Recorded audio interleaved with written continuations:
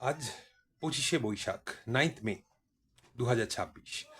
আজকে নিশ্চয়ই রবীন্দ্রনাথ ঠাকুর সম্পর্কিত একটা ভিডিও আসবে, এটাই এক্সপেক্টেড।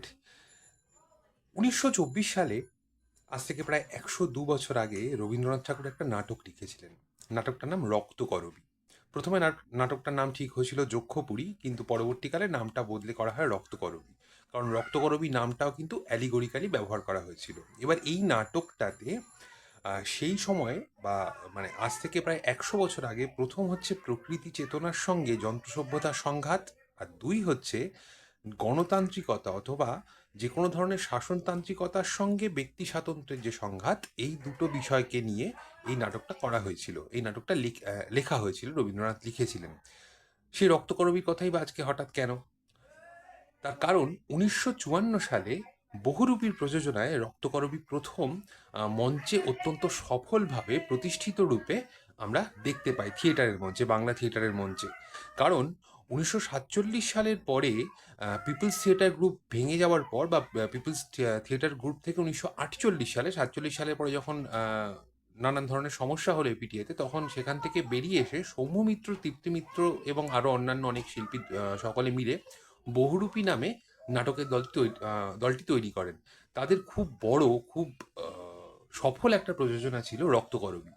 আমার হাতে এই মুহূর্তে যে অডিও ক্যাসেটটা রয়েছে, এটা কিন্তু রক্তকরবীর ক্যাসেট।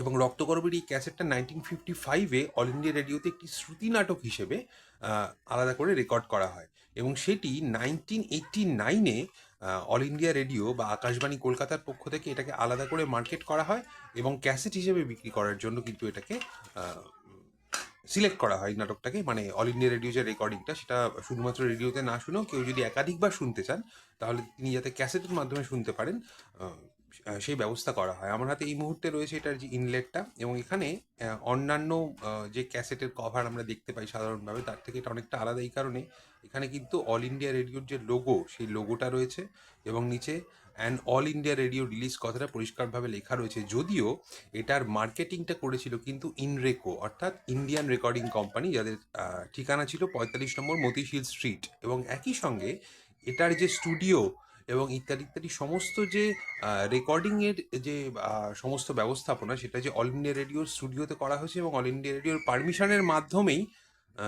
এটা এই গোটা প্রোডাকশানটা, এই গোটা যে প্রযোজনাটা, এটা গোটাটাই অল ইন্ডিয়া রেডিওর প্রযোজনা, সেটাও কিন্তু পরিষ্কার করে মেনশন করা রয়েছে। এটা এ এবং বি। আমি চেষ্টা করব, যদি আমি খুঁজে পাই তাহলে আই বাটনে এই নাটকটার এখন ইউটিউবে যদি এটা অ্যাভেলেবেল থাকে ঠিকঠাকভাবে, তাহলে আমি এই নাটকটা দিয়ে দেওয়ার চেষ্টা করব, সরাসরি নাটকটা শুনতে পারবেন। এক্স্যাক্টলি এই প্রযোজনাটা। এবার এখানে একেবারে অভিনয় এবং এই নাটকটা নির্দেশনা দিয়েছিলেন স্বাভাবিকভাবেই, যেহেতু বহুরূপীর প্রয়োজনা, বহুরূপী নাটকের দলের প্রয়োজনা, এটা অবশ্যই এটার নির্দেশনা দিয়েছিলেন সৌম্য মিত্র। এবং এটার অভিনয়ের যে মূল অভিনয় যারা ছিলেন, তারা হচ্ছেন সৌম্য মিত্র, তৃপ্তি মিত্র, গঙ্গাপদ বসু, অমর গাঙ্গুলি, কুমার রায়। এই কুমার রায় কিন্তু সৌম্য মিত্রের পরবর্তীকালে বহুরূপীকে এগিয়ে নিয়ে গিয়েছেন অনেক বছর। শোভেন মজুমদার, মোহাম্মদ জাকারিয়া, আরতি মৈত্র, সমীর চক্রবর্তী, রমাপ্রসাদ বণিক, অনিল বন্দ্যোপাধ্যায় ও বহুরূপীর অন্যান্য শিল্পীরা তো ছিলেনই। এবং এখানে যে গানগুলো ব্যবহার করা রয়েছে, সেটাতেও কিন্তু পরিষ্কার লেখা রয়েছে যে বিশ্বভারতী সঙ্গীত সমিতির অনুমোদনের পরেই কিন্তু এই গানগুলো ব্যবহার করা হয়েছে।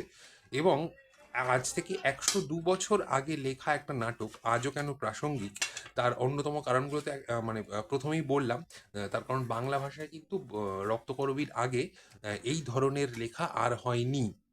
এবং অ্যালেজলি এটা হচ্ছে এখনো পর্যন্ত বহুরূপীর সবচেয়ে সফল মঞ্চ প্রযোজনা এখনো পর্যন্ত। এবং এটা এটা কিন্তু বহুরূপীর এই নাটকটা দিয়েই কিন্তু বহুরূপীর যে সর্বজনগ্রাহ্যতা, সেটা কিন্তু এই রক্তকরবী নাটকের পরেই বহুরূপী পেয়েছিল।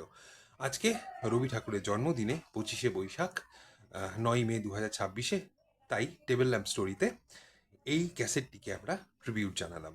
এই ক্যাসেটটির সেই সময় 1989-এ দাম ছিল 25 টাকা। এখনো পর্যন্ত যদি কারোর পুরনো ক্যাসেট শোনার বা কালেক্ট করার শখ থাকে, তাহলে কিন্তু ওয়েলিংটন মার্কেট এবং শিয়ালদার মার্কেটে কিন্তু এখনও পুরনো ক্যাসেট পাওয়া যায়। তো সেই শখ নিয়েও নিশ্চয়ই পরে আরেকটা অন্য কোনো ভিডিও হবে। যদি এই ভিডিওটা ভালো লেগে থাকে, তাহলে অবশ্যই একটা লাইক করে দেবেন, এবং এই ধরনের ভিডিও যদি আপনার ভালো লেগে থাকে, যদি ভালো লাগে এই ধরনের ভিডিও, এই ধরনের আলোচনায় সময় কাটাতে, তাহলে অবশ্যই সাবস্ক্রাইব করবেন দ্য টেবিল ল্যাম্প স্টোরি।